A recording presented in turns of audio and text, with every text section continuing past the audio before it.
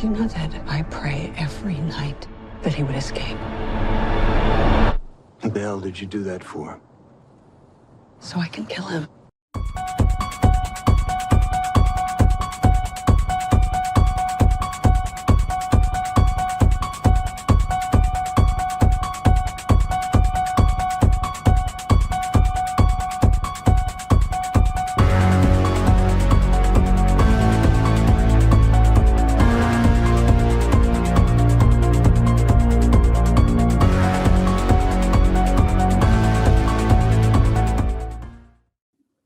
Hello and welcome to the Halloween podcast. And we have caught up with the return of Michael Myers, as it were. Well, we've already covered that film. It's not what I mean by that, but it's the fact that this film, Halloween 2018, is set 40 years after the original 1978 film. And the idea being that all the sequels after Halloween 1 are non-existent in this universe. So it literally picks up 40 years on from the original, and it follows Laurie Strode, of course, played again by Jamie Lee Curtis, 40 years after having her harrowing encounter with Michael Myers, and she's living kind of reclusive life in a kind of fortress almost in her house with these various traps and things that she's made, preparing herself for what she sees the inevitable return of Michael, and she obviously wants to take him down. Why she thinks he's going to get out after 40 years, I don't know, but of course it ends up that he does. Anyway, we're going to talk about that, about this film, and to help me do that and to get insight into it, his unique take on it, it's my friend Chris. How are you doing? Hello, Frank. I'm doing really well. Oh, good man. Halloween, the reboot. Sorry, yeah, it's not a reboot. It's not really a reboot, no, and it's certainly not a remake either. It's following just like 40 years on from the first film. Yeah, but so there's rebooty rules now, I've noticed. So there's reboot rules. So reboots can just reboot and just ignore everything that came before it. Reboots can pick up in a point of time and just run with it. And then reboots can do this weird thing that Halloween does, where it says, well, there's now like 8 movies in the series, but I'm going to ignore the 7 sequels and just go back to the first one and continue that story. Terminator, it's very strange. It's a very strange thing. I find it very strange.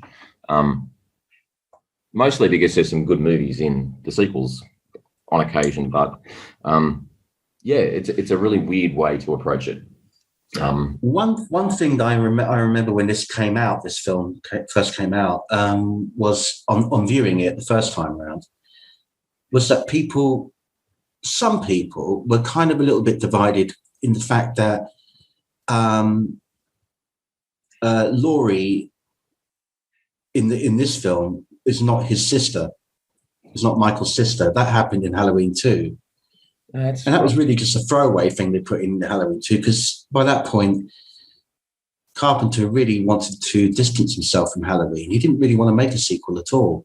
So he threw that money, Frank. He kind of threw that line in. Halloween. He still says it to this day. He hasn't ever been paid properly for Halloween because you got like a $70,000 salary or something, and that film's grossed $500 million. Oh, that was a huge. No wonder he doesn't want anything to do with Halloween. He didn't get his paycheck.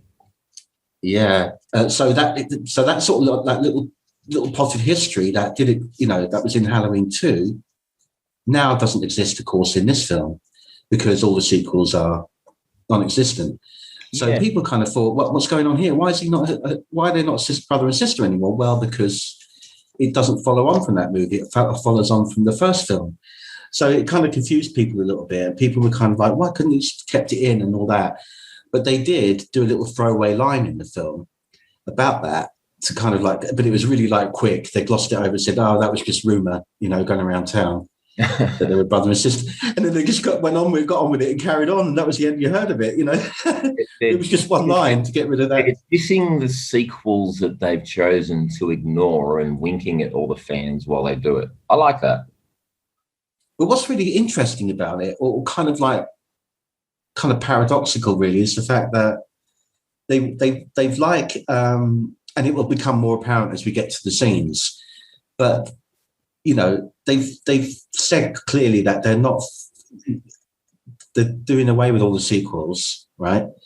Yet there are blatant nods to scenes from the other films in this film. Constantly.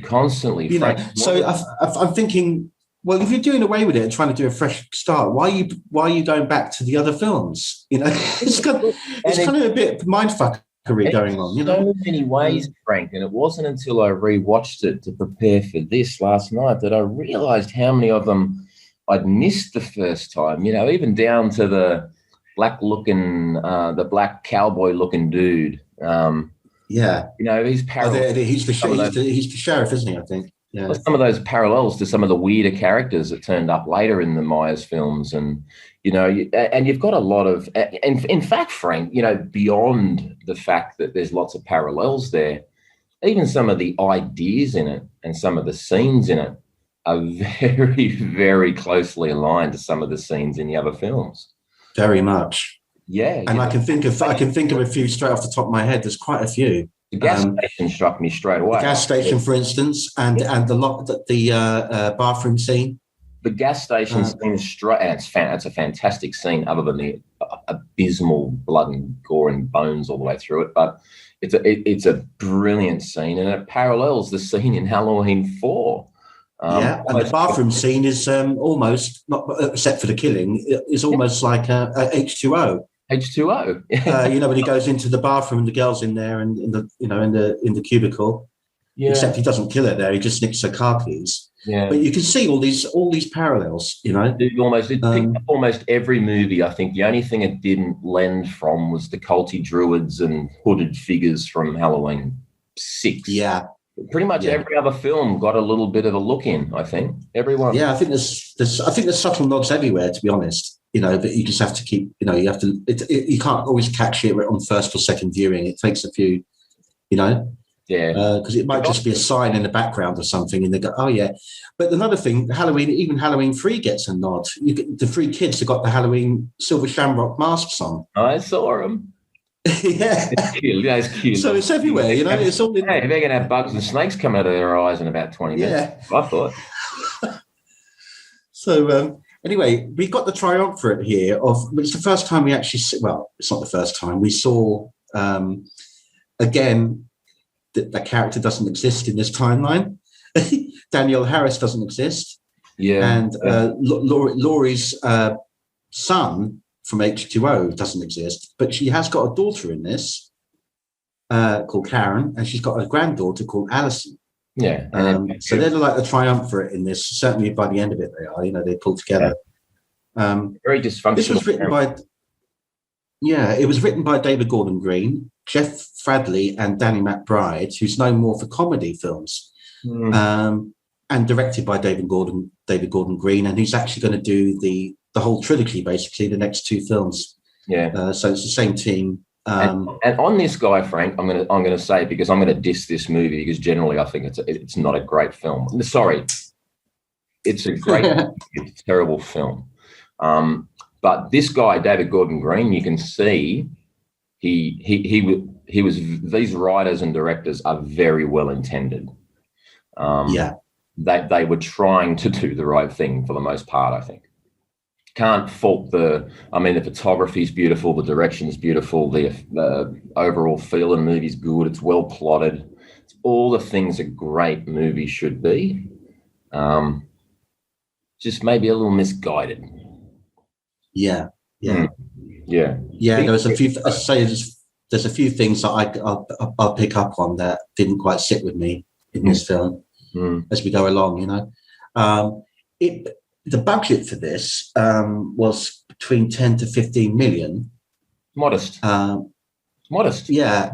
Modest. But it grossed 255 million worldwide. which is huge for a horror film. The sequel of the trilogy, the next two films were announced within 10 minutes of the opening weekend, I think. Yeah. Okay, we just made 10 times our money. I think we'll do a couple more of these. Yes, that obviously swung it, for Blumhouse and Universal and so on. Well, it's a Blumhouse, Universal are the people that will obviously give the final say so, I guess. They took a big gamble on this, Frank. They really did. I'm going to tell you a little really weird story here.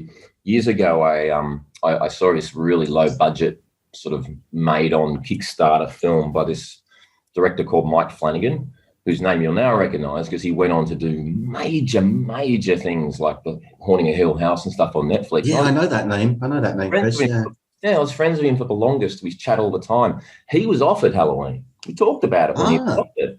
He was offered Halloween, writing and directing. And he thought about it really hard and he turned it down. And I said to him, I think you're doing the right thing. I said, because no matter how good of a movie you make, you're going to divide the Halloween audience, which is exactly what this movie did. It did. Yeah. It did indeed. Yeah. Extraordinary. But they've all done that, though, haven't they? I just like telling that story because I like telling people, famous people. But I think all the Halloween films have divided fans one way or the other. They've all people got their favourites and people have got the ones that they absolutely adore. We're big fans of Halloween 3, Frank. As you know, we've discussed this before. We are, yeah. But I mean, an absolute work of art. But when it comes to like the Rob Zombie films and Resurrection, no, we don't discuss those. They don't exist. We don't. They're not. They were scrapped from the timeline. Yeah, I've taken them out of my timeline that I have in my head that I maintain. It's not Rob Zombie. Don't fit in there. Yeah, and Rob Zombie doesn't fit in there in general.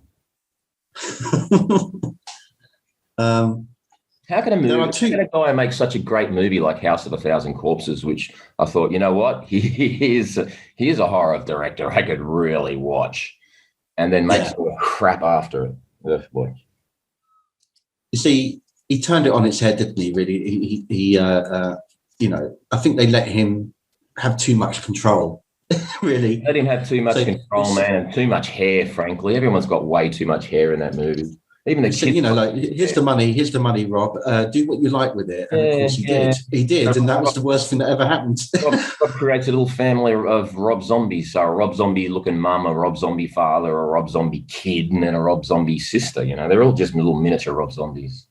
Yeah, and apparently he's going to be doing a remake of The Munsters. He's welcome to it. Who cares about that stuff, man? Yeah. Actually, Loeb is on say this. I think Rob Zombie and that will blend really well because he has a very, very, very keen eye for that 40s, 50s, 30s horror aesthetic. Is it going to turn out to be like hillbilly, like fuck your ass type? There'll be fucking hair everywhere, guaranteed. All that in there, yeah. Uncle Herman is he in it? I can't remember. I get my. Yeah, that's it. Herman the Munsters. Yeah. But he's going to have hair down to his kneecaps, and it'll have a couple of streaks in it, and it's just I don't know about Rob Zombie and hair, man. Sometimes you can't see it clean for the hair. It's just hair everywhere. You can't see what's in the background. Yeah.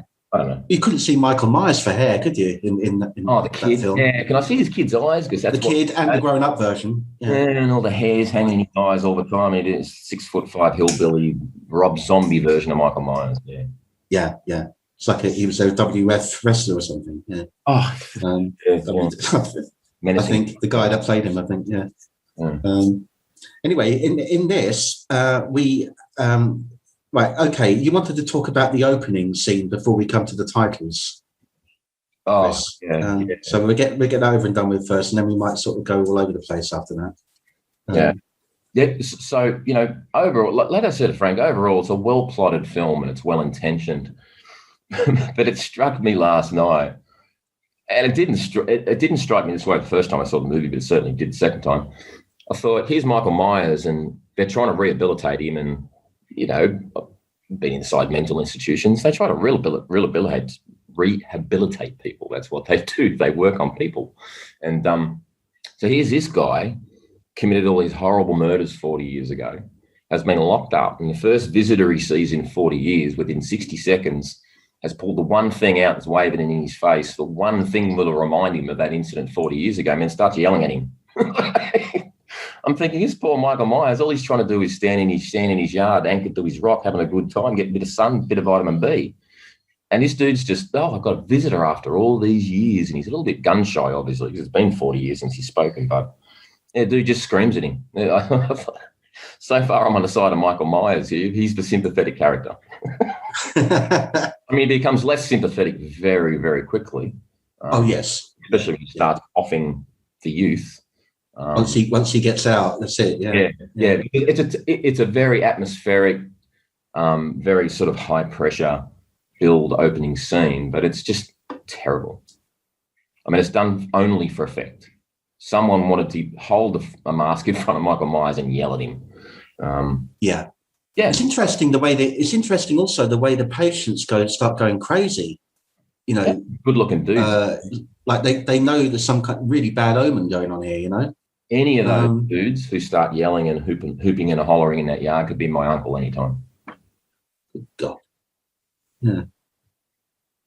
Even the dog goes crackers as well. It's the guard dog. Yeah. Oh yeah, the Germans go off and and then it builds, and then I think.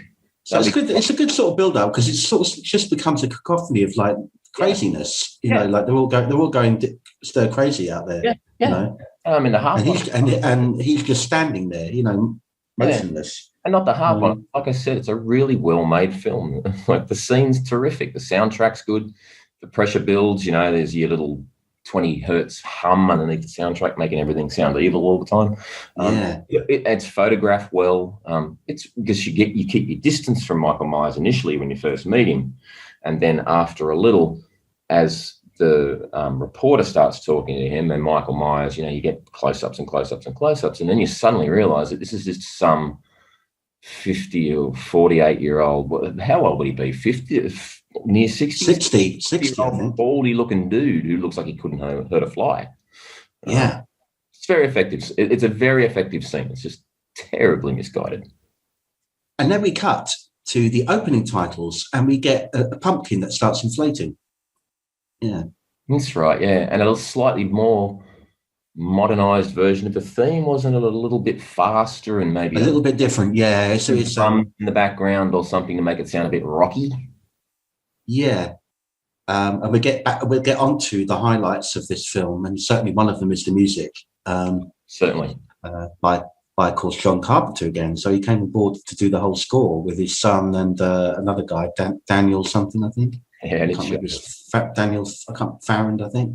It's John Carpenter's tracks breathe. You can hear him breathing. It's amazing. Yeah. So. That's right. We see these podcasters, as you say.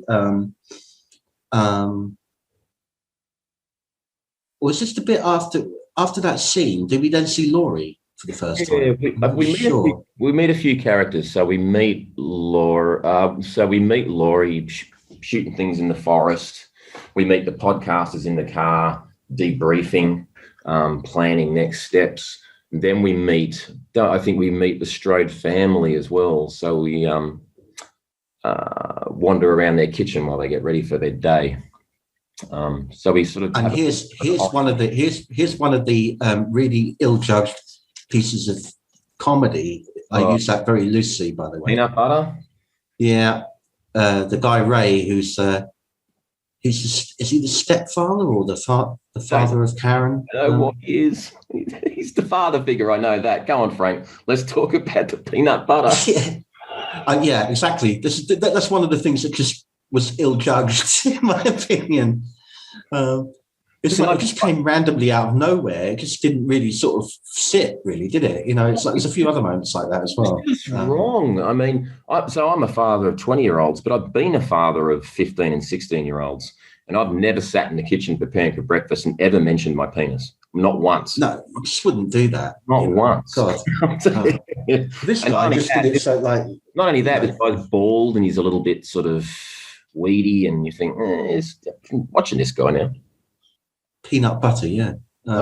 Yeah, very strange. Very, very strange. I'm glad you mentioned it, Frank, because it certainly stuck out for me. Yeah, well, it did, because it does, because it's just like one of those moments that just doesn't feel right, so it does sort of stand out, and there are a couple more like that as well, and that's another thing that sort of irked me a bit about this film. The very misjudged and misplaced comedy moments, as it were, or light-hearted moments. They don't sit right with the scenes, with what's going on and that. But so we see Laurie, and we see that the podcasters arrive at her place, and this place is unbelievable, her house. How she's got it rigged up. The fortress. Yeah. So Laurie Strode, this is the first time we've seen her in like a billion years, and she's a warrior woman. And Jamie Lee Curtis is still gorgeous. Yeah, and she's got the long hair now. Well, I mean, in this, she's got a wig. It's a good wig. It's better than Halloween 2's wig.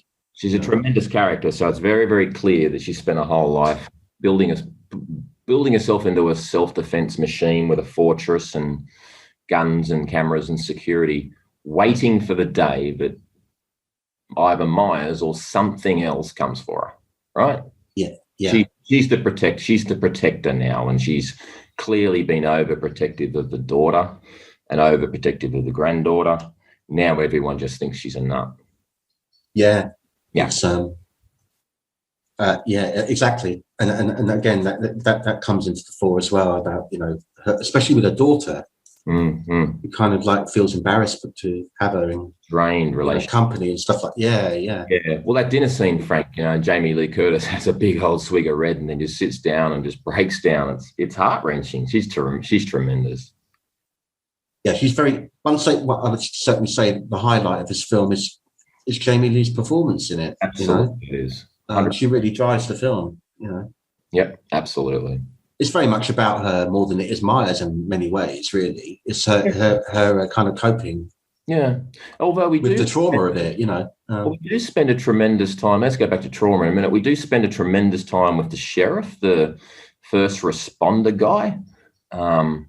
The new characters they introduced, with one extremely glaring exception, Frank. I'm sure we'll get to that. The guy you're talking about was Will Patton. He played Deputy Hawkins. Yeah, and he's always tremendous. He was good. Yeah. So the new characters they introduced, and the granddaughter, she's cute as a button. It's a lovely kid. They're all great new characters. Yeah, but Laurie Strode's kind of the broken thing amongst them. Oh, yes. Yeah. The crazy grandma now. Oh, I forgot to mention, this is probably the character you're thinking of. I'm not sure, Chris, but Dr. Sartain. That's definitely the character I'm thinking of, Frank. Well, here's a little backstory to him. We do hear a little bit of backstory. He is Michael's psychiatrist, but he was Dr. Loomis's former student. So we learn a bit about that he actually was under Loomis's guidance, I guess, when he was younger, around the time when Michael first got admitted, So we learn a little bit there. So he's been obviously working with Michael for a long time. Yeah, he's been Michael's primary caretaker and guardian, I guess you'd say, in a way, for a while. But the problem I have with the character, and I'm sure we'll get back to it, the problem I have with the character is he's not really a character that belongs in the film. He's a 100% a fucking Bond villain. And he just doesn't belong there at all. He's even got a Bond villain style weapon. Terrible decision. But I digress. Yeah, we were talking about the trauma and Laurie Strode. You can see it all over her face when she goes and has dinner tries to have dinner with the family, just ends up kind of wandering off. And I really like, Frank, one of the scenes we see, and it mirrors the original scene where Laurie Strode as a teenager looks out the window and sees Myers across the street. Yes. The granddaughter's in or literally the same environment. If you listen to what the teacher's saying, she's actually giving a very, very similar speech. Look across the street and Laurie Strode is where Myers would have been, circa 40 years ago. It was a tremendous scene. That's right. And again, nods to the previous films. Yeah. There's another one like that later on as well. a direct nod from the first film. Yeah. So Maya, remember it. So at this point, they're having dinner, and Laurie, you sort of really get to see the extent of her trauma. Myers hasn't quite escaped yet, but he's just about to, right? Yeah. Because so what actually happens, Frank? I sort of zoned out a little for maybe 5 minutes when I was watching. I know the podcasters go to visit Laurie and for an interview, and they offer her $3,000 or pounds, whatever. Three grand. He says, "Yeah, no problem." $3,000. Yeah, and it's amazing how the gate opens rather rapidly at that point. Mercenary. Money talks, mate. She's a mercenary, man. But she didn't really give them anything, and still took the money, So it's like, sod you, it's basically. And then they get killed and they get killed for what they get popped off anyway, So they had a really rough time, really, didn't they? They did have a rough time, and so their death begins. Going back to the truck crash, I couldn't quite recall, and I think I sort of zoned out a little. I couldn't recall whether that truck crash was caused by something that happened in the truck or whether it was just some random accident. Did the doctor cause it? Spoiler alert. That's another thing that people kind of got a bit, kind of a bit vague with, or it divided people a bit, because it seems that it's alluded to the fact that he, even though I don't think he says it explicitly, but that Sartain may have caused the crash. He may have orchestrated it. But it's never quite explained. But it would kind of make sense, because he's obviously absolutely obsessed with Michael. As we find out. Perhaps I didn't zone out. Perhaps that was just a gap in the storytelling, and I just thought I zoned out. That's probably the case, Frank. I've actually watched it, but then the truck crash has started, and I thought, have I missed something here? We're going to get a flashback to explain how this happened? Alas, not. But so the truck crash at this point commences the introduction of Halloween, forgetting the sequels. And you can correct me if I'm wrong here, Frank, but the original Halloween film, I can't remember, other than maybe the end and a little drop, ever seeing a drop of blood. The kills were very, very brutal, but you saw the aftermath. You saw the result of it. Everything was drenched in shadow. There wasn't this tremendous gore. And at the commencement of this truck scene, where the police trucks crashed and the prisoners are wandering around, and this poor little kid and his father get out of the truck to go and help these people, commences this film's descent into just gratuitous blood and guts. So much so it's, I'm a gore hound. I love trash cinema. My favorite movie in the world, Street Trash. It's people's heads melt off. Love that stuff. But in this context, you're supposed to take it seriously.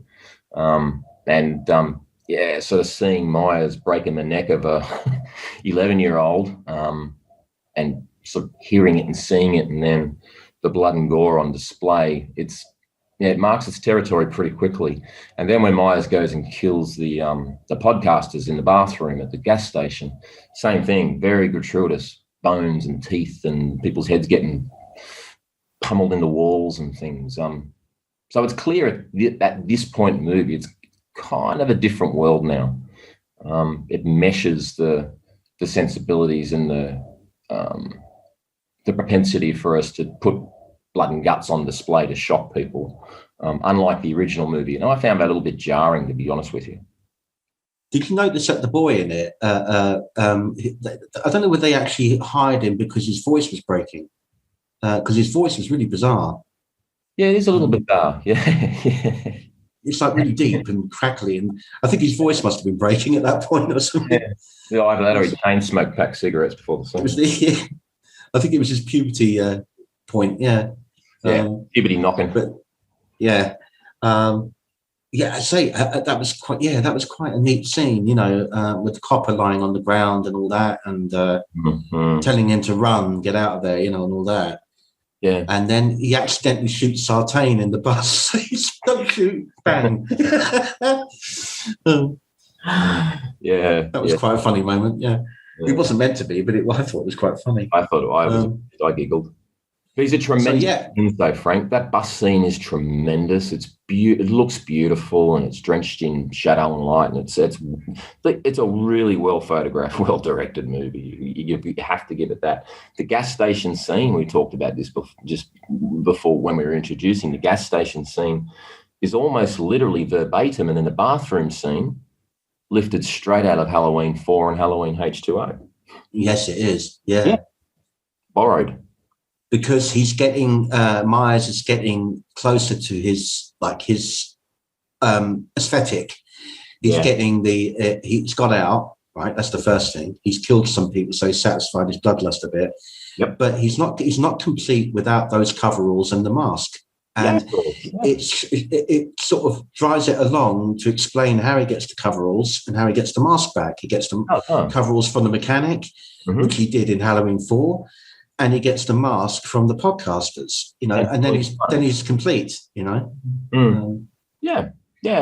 repeating his cycle. Then what else does he know? So by the end of, by the time he's killed those two, he's got the mask and he's now fully the shape, as they say. So I think, let's pause at this point. Halloween 1, I can't remember the kill count, Frank, but it's no more than 5 or 6. 5, I think. This wasn't many. This film, the kill count is already at 1, 2, 3. Gas station attendant, gas station counterman, podcasters, we're at about 10, and we're 25 minutes in. I think it's about 18 or 19 altogether. Oh, yeah. It's a remarkable amount. Yeah, I was going to say, we've already exceeded the first movie, and we're 25 minutes, broadly speaking, 25, 30 minutes into it. And this is before he's got back to Haddonfield, and then he goes bonkers there, So he does get bonkers for a few minutes in a really, really terrific and quite horrible scene. There's that scene that I really liked. This is the highlight moment for me. Was the scene, and I think you're on the same wavelength here, Chris, is the scene that was done, I think, virtually in one take. One shot. Of him following Myers from behind, sort of thing, when he's got out, and this is the night time now. So we're actually, because the film starts with, it's October 30th. It starts on Halloween Eve, and it continues into Halloween night. So yeah, it's about a 24-hour period or whatever, maybe a bit less than that. But when he gets back to Haddonfield, that's when all hell breaks loose, basically. Yeah. And that scene is very, very well done. It follows him all the way down that alley. He picks up a hammer. You see him go around, a shadow of him going around the side of the house. He kills the woman in there. Just going. It's all done. Sorry? Yeah, this is the scene. So the scene, the reason the scene flows so well, and I've got to tell you before, I'll qualify this. This scene generally chills me because you've got Michael Myers going about his day and all these ordinary people just going about their days, cooking dinner and all this kind of stuff. And he's just wandering into their homes at night and indiscriminately killing them. It's really chilling. But the scene is incredible. It's like I can't remember if it's a one take or one of the tricky ones where it's 3 and it looks like 1. But, it's just Michael Myers going about his day and meeting other people going about their days. The difference is he'll just sort of pick up a hammer and bash you just so he can sort of borrow a knife so he can go and stab someone through the neck 5 minutes later, just wander in the back door. It's a really, really chilling thing. And the scene's tremendous. It's probably the highlight of the film for me, I think, despite the fact that I'm very uncomfortable with what I actually see on the screen. It's the idea that you can be going about your day, turn around and get a knife in the neck. That's an unpleasant feeling to me, Frank. Suburbia. It's suburbia. It could be any street. Where you feel you're supposed to be safe and wandering around into your house. Yeah, chilling. Yeah. What's disturbing to me though is in this day and age with more security awareness in 2018. Why all the doors are left open in the house? He just wanders in and out of both houses through the doors. Yeah. He's not breaking in. Everything's open. Yeah, the garage is open, the back door's open, the kitchen door's open. You think they'd know a bit better, even just like for burglaries or burglars or something, It's a bit crazy, really. So Myers has made it quite clear earlier in the film, but he's quite willing to break the neck of a 12-year-old. But we get Myers, after he's killed one of his victims, wanders out of the house and walks past a baby crying in a crib. Were you thinking at that point, based on the fact that he's already indiscriminately killing people, this baby might not make it? Because it's the first time we ever see Myers walk past a living thing that's helpless and not do anything about it. It shows, I don't know if it shows humanity in him or whether it shows that the kid is just an object making noise and it's no threat to him. It doesn't offer him anything, so he just moves on. What are your thoughts here, Frank? Is it humanity we're seeing here? I doubt it. I think the reason he killed the kid was a means to an end, really, to get the car. Get the car, get the truck, get the gun. Okay. Yeah. To get from me. I don't think, and obviously these little babies aren't, as you say, aren't posing any threat to him. Yeah, it's an object. It's not a person; it's an object. I think all things are objects to Myers, and this one is just a tiny thing that I know isn't worth his trouble or just doesn't worry him. I guess that's a. But I can imagine that some people in the audience were probably thinking, "He ain't going to go there, is he? He's not going to go there." Yeah, well, that's what I thought, mate. Because and I really did because he'd already killed that young fella earlier in the truck, and because everything was so gratuitous to that point, I thought we might have sort of seen Myers walk out the door and slam and sort of maybe not heard the baby anymore or something. So, but never would have made a gratuitous scene of Michael Myers killing a child. That's ridiculous. But no, I don't think they would have gone that far with it. Yeah. Just imagine the uproar if they did. There would have been Lord, a little baby in it. Don't go and see this movie. It's horrendous. And that's what I would have done. Yeah. I would have stayed away too. But I thought just for a moment, no, he's not. No, good, he's not. Okay, move on, Michael. We see also, as I say, we see a lot of new characters in this, and some of them are coming back for the next one.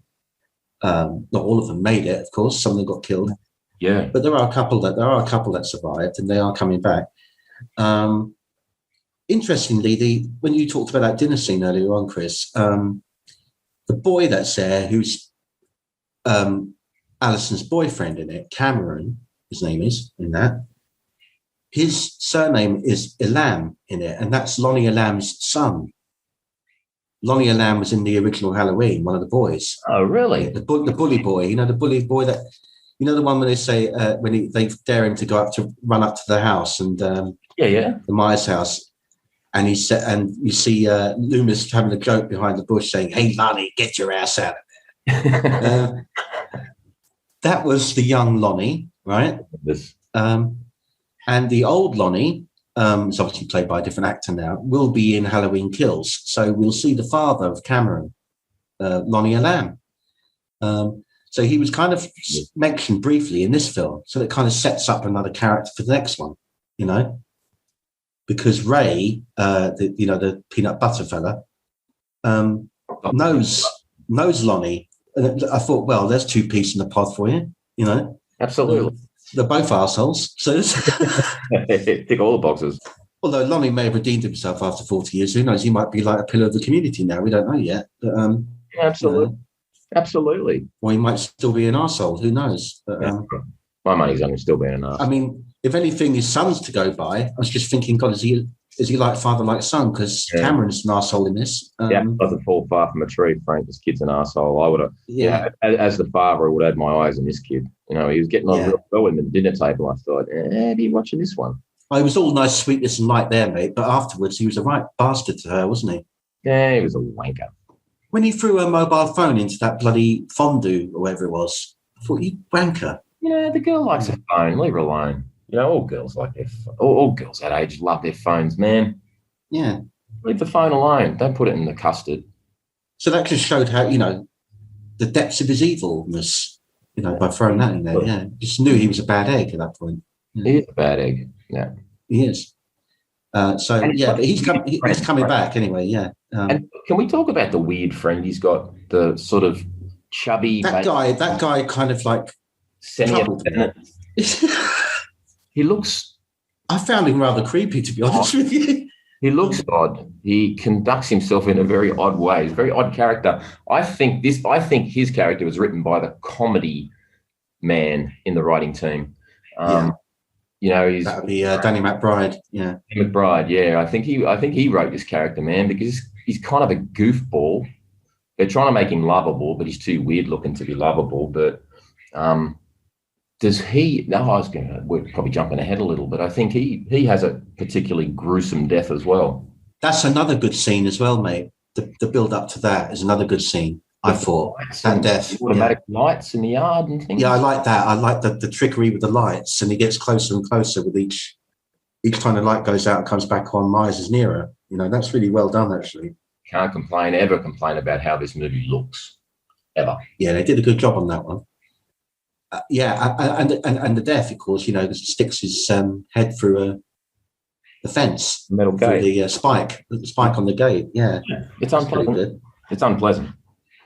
He dies terrified and begging for his life. He puts him through the ringer a little first, Oh God, yeah. I think I'd rather be the lady that had the sudden violent knife in the neck. Yeah, just didn't have time to comprehend, really. Didn't have time to think about it. What's that behind me? Nope. Another thing that I love the music, as we say, and we'll get onto a bit more about that in a minute. But there's one scene where the music's so effective. After that killing on the fence, when Alison sees Myers and then she legs it, and then you get that pursuit theme, that kind of like tension theme with the guitar going, that weird sound. Yeah, I picked up on the same thing, Frank. Yeah, that's why we both like making music together. That's the exact time that the sort of soundtrack sealed the deal for me. The only thing that I think they got wrong with that is that they should have made that scene longer. Longer, yeah. It was not long enough. No. Didn't have time to build the tension up.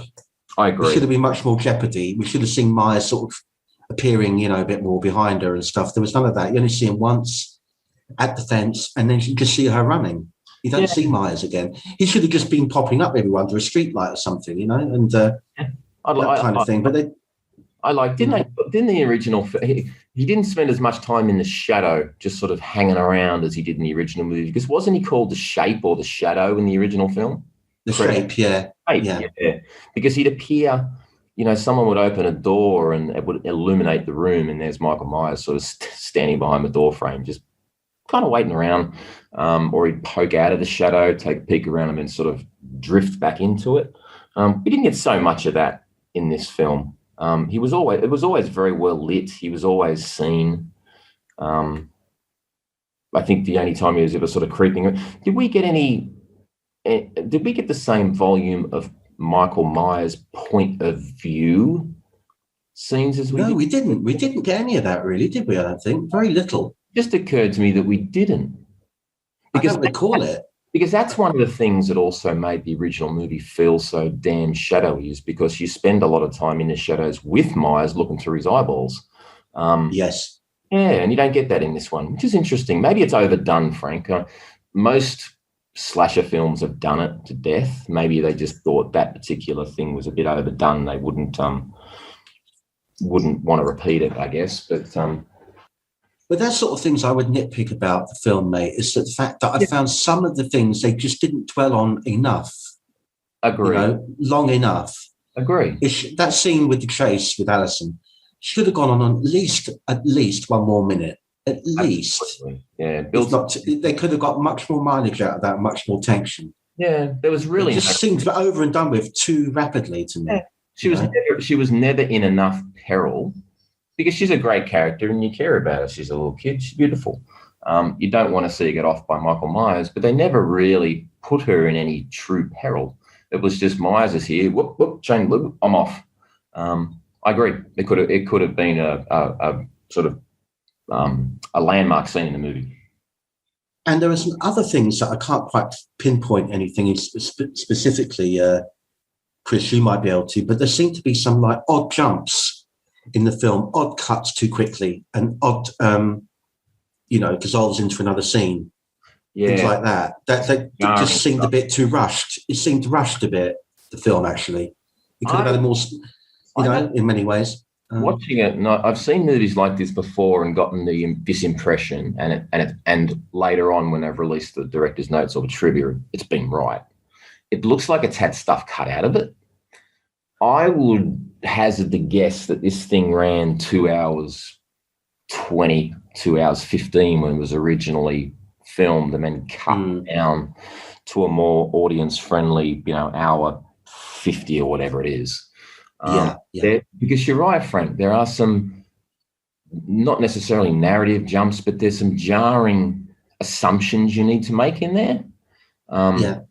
Once you meet the family, you meet them, you get orientated, you understand it's dysfunctional and it's Jamie Lee Curtis's fault, but she means well, but she's broken. And then after that, we sort of drift away from a family and we spend time with teenage kids just doing horror movie things for the longest.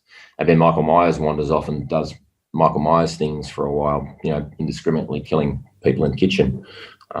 It drifts away from the family considerably. And I thought that was a little odd.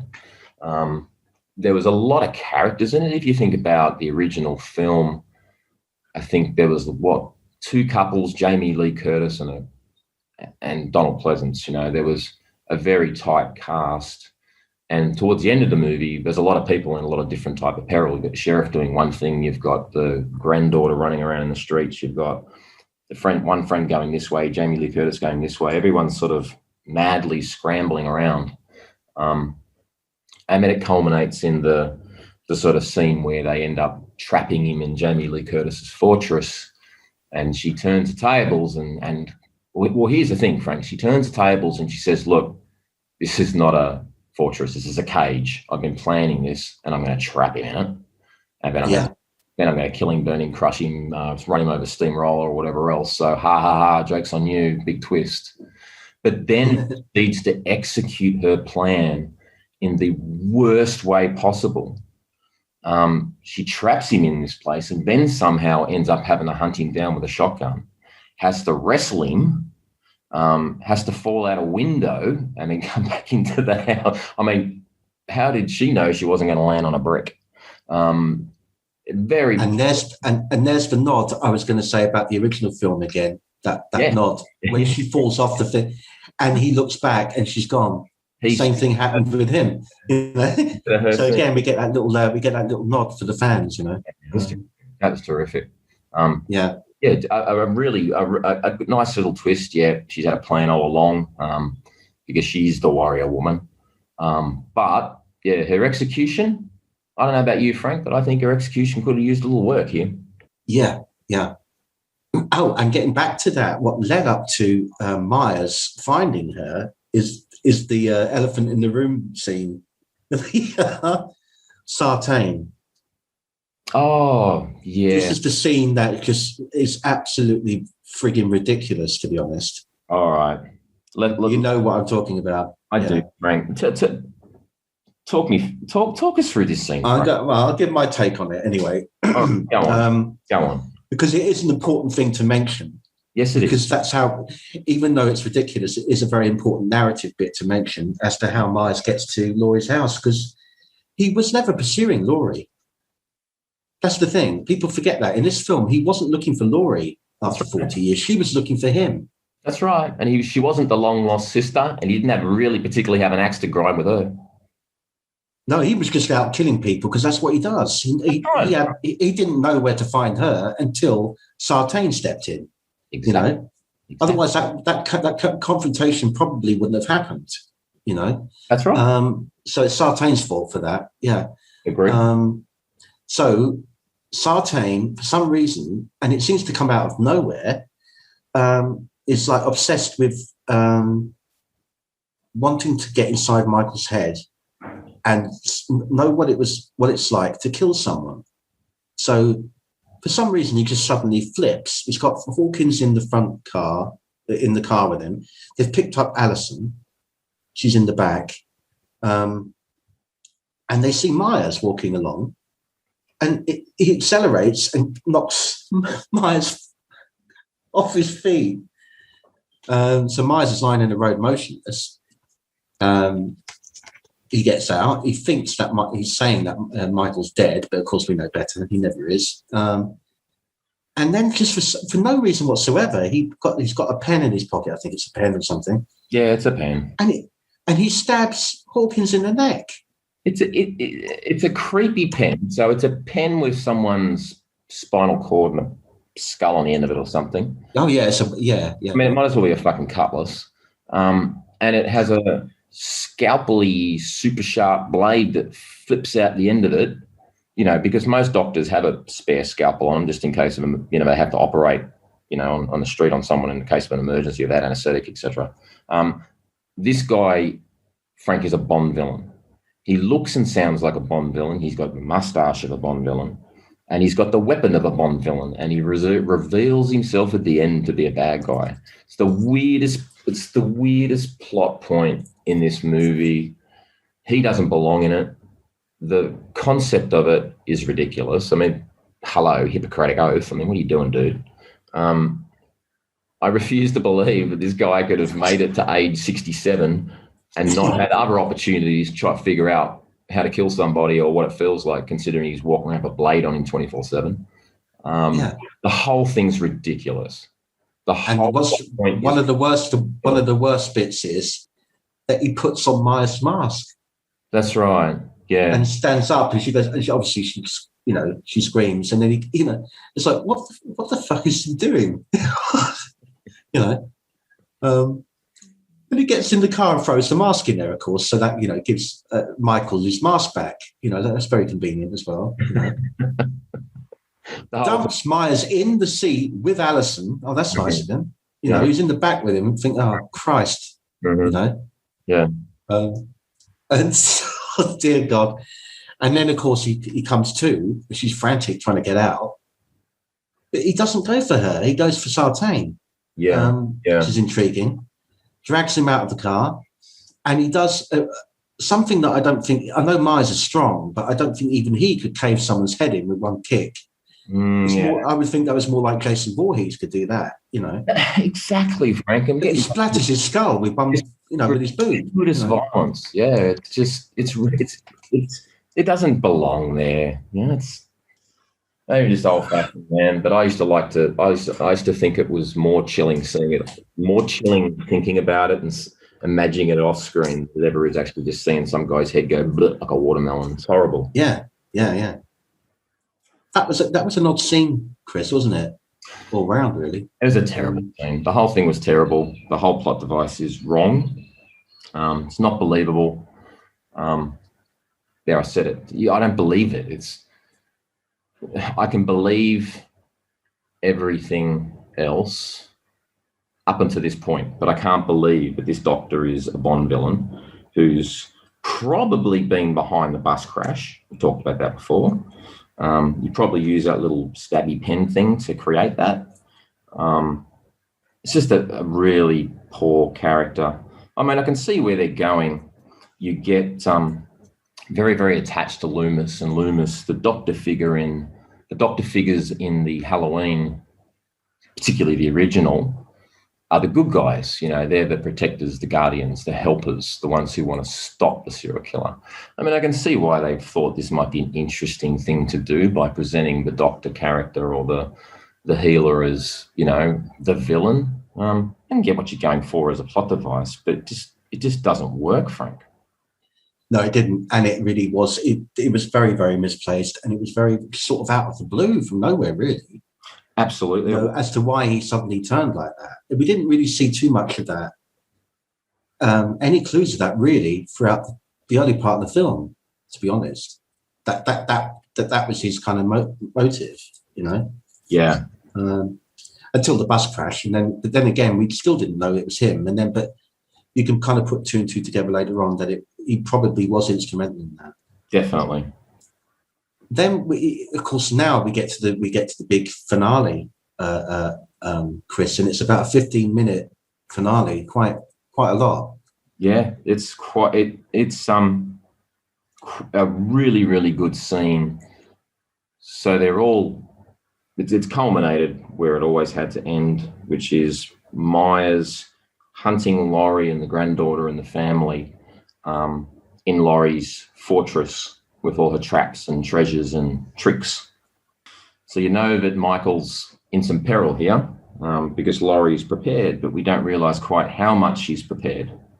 So as they have a little hidey hole underneath the kitchen counter, and then Laurie grabs her shotgun, goes upstairs to hunt Myers, and at this point you realise her fortress is a big cage, and she's got all of these trapdoors and cages she can bring down in rooms, so she can trap him in the house and kill him. So I guess for probably the first time, Frank, in the series history, particularly if you ignore Halloween 2 through to 8, Laurie's hunting Michael, not the other way around. Yes, very much so. Yeah, and she's been planning this for an awful long time. Yes, a lot of time to prepare. And I don't think Michael really knows what's hit him, really, because he didn't expect this to happen after 40 years, Yeah. Well, he's ill prepared. He didn't reckon against one of his victims doing this. No, he's ill prepared. I mean, he hasn't been a free man really for any extended period since he was 6 years old. Yes, he went straight. Yeah, that's right. Yeah, he's been in a cage. He's been in prison since age 6, apart from a quick trip out on Halloween in 1978. Then recaptured, reincarcerated. He's got no life skills. He doesn't get this. He doesn't understand that he can be the hunted, not just the hunter. Yeah. So the tables are really turned here. They had to do it. Yep, warrior woman, Laurie Strode. Yeah, and it's also interesting that you see that Karen, her daughter, they do a flashback to when she was younger. Yeah. That she was training her to shoot and everything like that as well, to get her prepared as well. Yeah, it's like which comes into this as well, near the end. Yeah, knew one day that she might need those skills. One day. Where she calls Michael's bluff and says, I can't do this, and pretends to be weak. And then knowing full well he'll come back in view, because he'd go for someone who's weaker. And then she goes, I gotcha, and shoots him. Yeah. So, yeah. So she gets him down in the little cage. The bars come across. The gas comes on. She's built him a big crematorium. Oh, yeah. Mm. So the whole place starts going up in flames. And he just stands there looking at them throughout this. Which is kind of like... He doesn't seem that concerned by the flames and the heat. That's kind of like the classic Myers, though. He just stands motionless, staring at you. I was actually hoping he would, Frank. When the flames started, I thought, I really want Michael Myers just to stand there and just stare up at them. And he did. He gave us exactly what we wanted. He did, yeah. And that's kind of makes it much more weird and creepy, the fact that he just didn't react. Yeah. Really, yeah. He also lost fingers in this saute too, didn't he? He did. Lost a couple of fingers, got shot in the shoulder by Laurie, shot him in the shoulder. So he's got a bullet wound. And I think he's down to 2 fingers and a thumb on one hand. He's literally that thing out of Naked Lunch. I think Karen shot him, grazed him on the side of the face as well, on the cheek, when she fired up at him because he doubled back. Yeah, she caught him on the cheekbone or something. So he's got a wound there. Yep. He was stabbed several times by Laurie as well. She came out with the knives at him, started back a few times, going at him. Yeah. And he got hit by a car, and he's still going well for a 60-year-old, mate. Yeah, damn straight, man. He's got some energy. I reckon he's on the Metamucil. This was funny. It struck me at the end. He's going to be in all kinds of peril and bad shape when he comes out of this, with the stab wounds, the bullet wounds, the missing fingers, and then sort of theoretically being very badly burned, either alive or beyond recognition. I don't know. He's going to come out with 3rd-degree burns. This dude's going to be a mess in the next film, a real mess. You're going to need that mask and overalls because he's not going to be that pretty anymore. It was pretty crazy. He went from being just a sort of babysitter killer to being a deranged brother trying to hunt you down and kill you and everyone in your family, to a strange cult-like figure that's protected by a bunch of druids and sacrifices people for to the druid gods or something, and is protected by masked men. And the Michael Myers narrative got more and more creative as those sequels went along. It did, and more crazy, obviously. Yeah. But all in all, though, mate, what's your overall view of Halloween 2018? I've got an odd relationship with this movie, Frank. I went to see it at the cinema with my daughter when it was first released. I mean, I was there opening weekend. There was no one in the cinema. Warning signs. Oh, God. I'm not straight. So it was me, my daughter, and some weird dude sitting up the back. And I've got to tell you, I hated it. I absolutely hated watching it. I didn't like the gratuitous violence in it. I didn't particularly. My expectations were high. You know, the original movie to me, it's the horror holy grail other than Jaws. I mean, it's just a perfect movie in and of its time, and it's timeless. You can watch it now, and I could watch it in 5 minutes and sit down and enjoy it and be hooked and sip a cup of coffee. This movie, when I saw it at the cinema, I fucking hated it. My daughter knew I hated it because she knows my body language, and I must have been squirming in a chair, probably around about the time Dr. Death brings out the scalpel of death from his pen. I hated it. But then something weird happened, Frank. I bought it on Blu-ray or DVD, and I watched it again just for shits and giggles, you know, because I'm a Halloween fanatic, dude. I've got all the sequels on Blu-ray and DVD. I've got box sets of it. I just love the stuff. It's kooky and crazy, and I love it. So I had to have it on disc, you know, even though I didn't like the movie, and I had no intention of watching it. One night I sat and watched it on a Saturday night, and I started coming around. I thought, yeah. Then when I've rewatched it last night when we were talking about doing this, and then once, I think, since then. So I've seen it 4 times. Last night I was back on the side of hating it again. I have very mixed feelings about this movie, but like we said at the start, Frank, the filmmaking, the cinematography, the direction, the writing, the characters, it's a tremendously well-made film. It looks beautiful, and it can sit in the Halloween canon. I'm going to give it a pass, man. I might watch it in a month's time and love it again. I might watch it in a month's time and hate it. So anyway, we'll wrap it up now, Chris. Thank you so much for joining me, mate. I really appreciate that. Right. I love talking about Halloween, dude. So with that, guys, thank you so much. I know this is quite a long one, but I do hope you enjoyed it and enjoyed some of our insights into this film. And we will, one way or the other, be back at some point with Halloween Kills. Until then, take care. Hey, Frank, can I do the outro music? Yeah. There you